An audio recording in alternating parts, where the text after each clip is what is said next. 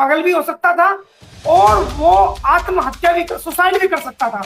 इसलिए मैंने केस की कंडीशन को समझा और जल्दी से जल्दी रात दिन 400 किलोमीटर सफर करके मैंने इस केस को, मेरा काम सीमा को जेल भिजवाना है और गुलाम हैदर के बच्चों को उसको दिलवाना है। इससे ज्यादा मुझे कुछ नहीं पता। नहीं, मोहब्बत में मेरी कौन सा गर्लफ्रेंड है? सीमा मेरी गर्लफ्रेंड है क्या? तो मुझे तकलीफ होगी।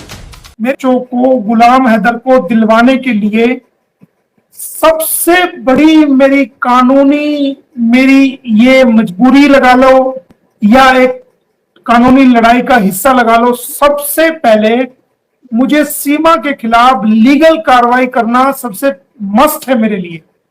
जब तक सीमा हैदर के खिलाफ लीगल कार्रवाई नहीं होगी और सीमा जेल नहीं जाएगी, तो जो गुलाम हैदर के बच्चे हैं उसको मिलने में उतनी ही देरी होगी।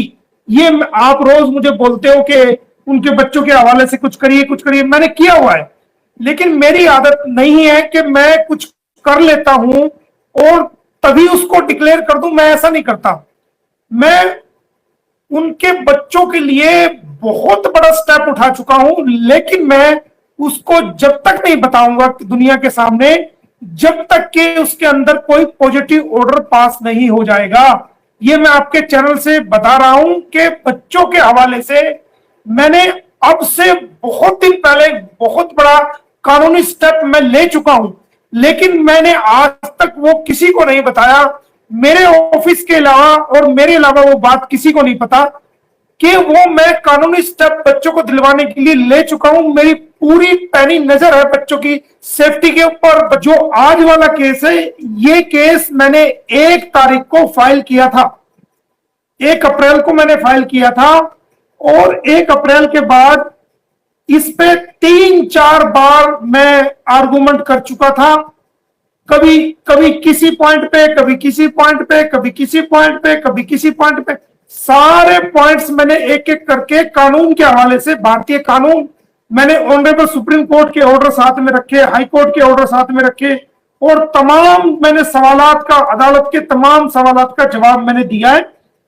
और तब कोई गुंजाइश जब नहीं बची किसी क्वेश्चन की और हर प्रकार के क्वेश्चन का मैंने लीगल रूप से जवाब दिया, तब मेरी याचिका को 12 दिन के बाद स्वीकार किया गया है, एडमिट किया गया है। उसको ऐसा आसान नहीं है कि केस आपने फाइल कर दिया और तुरंत एक्सेप्ट हो गया, नहीं। ये एक इंटरनेशनल मामला है, ये मामला पाकिस्तान से रिलेटेड है, क्योंकि गुलाम हैदर पाकिस्तान का रहने वाला है, सीमा हैदर पाकिस्तान की रहने वाली है। अभी उसकी जांच पूरी नहीं हुई है, वो शक के दायरे में भी है और उसकी अभी जांच चल रही है। अभी उसको कोई क्लीन चिट नहीं मिली है, कोई उसका चालान पेश नहीं हुआ, तो हमारे भारत की एजेंसियां भी उस पर निगाहें गड़ाए हुए, सब चीज है। हमारी भारत सरकार भी उसको बारीकी से देख रही है। तो इतना आसान नहीं है कि आप पिटीशन फाइल करो तुरंत हो जाए, नहीं। उसके लिए मुझे पता है, मेरी लीगल टीम को पता है कि मुझे किस किस दौर से गुजरना पड़ा है और क्या क्या मेहनत मुझे करनी पड़ी है और क्या क्या कानून को मुझे अदालत के सामने रखना पड़ा है। उस पर आप देखेंगे कि वो 12 तारीख को एडमिट हुई और आज माननीय अदालत ने उसमें सीमा हैदर को नोटिस जारी किया कि सीमा हैदर, जो गुलाम हैदर ने ये केस डाला है, आप इसमें कोर्ट में हाजिर हो। सचिन मीना को कहा आप कोर्ट में हाजिर हो, मुंह बोले भैया को कहा है कि आप कोर्ट में हाजिर हो, पंडित जी को कहा है कि आपने किस आधार पर ये फेरे फिरवाए हैं, क्या आपकी लीगल ऑथेंटिसिटी थी उस पे। और जितने भी बराती अभी जैसे जैसे उनके नाम पता चलेंगे सबको कोर्ट में बुलाएंगे। कि मैंने कोई चवन्नी की फीस नहीं ली है, अभी तक सारा अपने पास से लगा रहा हूं। ये केस मैं प्रोफेशनल लड़ रहा हूं, एज एन एडवोकेट मेरा प्रोफेशन है। और जो गुलाम हैदर का केस है वो मैं इंसानियत के लिए लड़ रहा हूं। तो इंसानियत को मैं अपनी एडवोकेसी से पहले तरजीह देता हूं। मेरे लिए दूसरे केस बाद में है, सबसे पहले इंसानियत का केस है और ऐसे इंसान का केस है जिसके बच्चे उससे दूर कर दिए गए।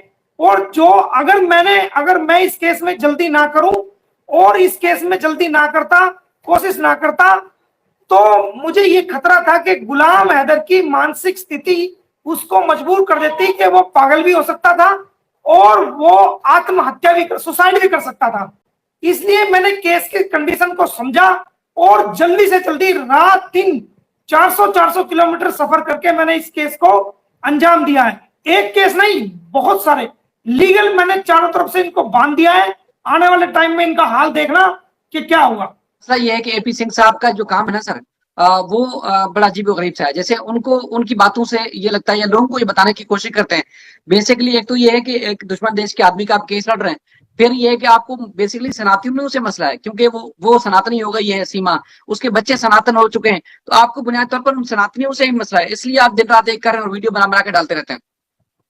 देखिए सर, मैं आपको बात बताऊं, मेरे लिए मैं इसको इस नजर से देख ही नहीं रहा कि ये पाकिस्तान का केस है। मैं तो एक गुलाम हैदर, एक अभागे, एक मजबूर, एक कमजोर, एक बेबस बाप की तरह उसको देख रहा हूं। वो श्रीलंका का भी हो सकता था, वो चाइना का भी हो सकता था, वो बांग्लादेश का भी, वो कहीं का भी हो सकता। मैंने उसका मजहब नहीं देखा। वो हिंदू भी हो सकता था तो तब भी मैं उसके लिए इतना ही करता। किसी सिख होता, ईसाई होता, तब भी मैं उसके लिए इतना ही करता। मैं उसको एक इंसान के रूप में देख रहा हूं। ना मैंने उसका देश देखा है, ना मैंने उसकी शक्ल देखी है, ना मैंने उसका धर्म देखा है। एक मजबूर बाप को की मजबूरी को देखा है, जिसके साथ धोखा हुआ है, फरेब हुआ है, जालसाजी हुई, मक्कारी हुई है और बेवफाई हुई है। मैंने उसको देख करके इस केस को किया है। दुनिया का काम तो जो मर्जी कहना है, सारी दुनिया तो ऊपर वाले से भी खुश नहीं होती। समझ रहे हैं मेरी बात? सारी दुनिया ऊपर वाले से भी खुश नहीं होती। वो सारी दुनिया को सब कुछ दे देता है, लेकिन फिर भी कुछ ना कुछ है, ये चीज तो दी नहीं। दुनिया के लिए नहीं, दुनिया वाह कहे या ना कहे, मुझे कोई लेना देना नहीं। मेरा काम सीमा को जेल भिजवाना है और गुलाम हैदर के बच्चों को उसको दिलवाना है। इससे ज्यादा मुझे कुछ नहीं पता। उनके हिसाब से सचिन और सीमा की जो मोहब्बत है ना सर, वो हीर रांझा सस्सी पुनू सीरी फरहाद से भी ज्यादा मजबूत है। मोहब्बत पाने के लिए उन्होंने सब कुछ किया है, लेकिन आप उनकी मोहब्बत तोड़ना चाहते हैं, आप उनको अलग करना चाहते हैं, इसलिए आप जो है परेशानी, आपको उनको परेशान कर रहे हैं आप। नहीं, मोहब्बत में मेरी कौन सा गर्लफ्रेंड है सीमा? सीमा मेरी गर्लफ्रेंड है क्या जो मुझे तकलीफ होगी? मेरी गर्लफ्रेंड नहीं है वो जो मुझे तकलीफ होगी और जो मैं मोहब्बत तोड़ूंगा। उसने कानून का वायलेशन किया है तो वो तो सरकार, इसका मतलब सरकार ने एफआईआर दर्ज की है तो सरकार भी मोहब्बत की दुश्मन होगी।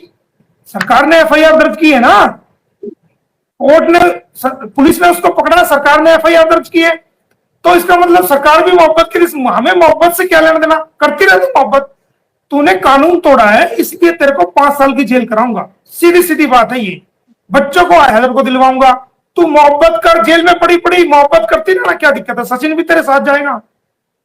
देखिए, ये बाबा की सरकार एक कानून लेके आई थी कि कोई भी मुसलमान अगर हिंदू के बच्चे को या आदमी को धर्म परिवर्तन कराएगा तो उसको 3 से 10 साल की कैद होगी और 1.5 लाख तक जुर्माना होगा, 15,000 से 50,000 रुपए तक जुर्माना होगा।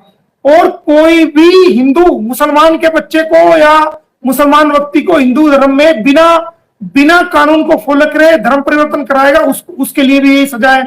तो ये तो सरकार का कानून है ना। सरकार की किसी भी बच्चे को जो बायोलॉजी जो बाई बर्थ जो मुस्लिम है और पाकिस्तान कंट्री के हैं, आपको एक वकील होते हुए क्या राइट है आप उनका धर्म चेंज करें? बताओ। जब कानून, उत्तर प्रदेश का कानून, बाबा सरकार, बीजेपी सरकार ये कानून लेके आई है, तो आप उस कानून को क्यों तोड़ रहे हैं? हमने कानून, क्यों ऐसा कर रहे हो? आप वकील को तो कानून की पालना करनी चाहिए, आप उल्टा तोड़ रहे हो। ये आपका काम केस लड़ना, आपका काम धर्म परिवर्तन कराना नहीं है। कोई भी हो, चाहे मैं भी क्यों ना हूं।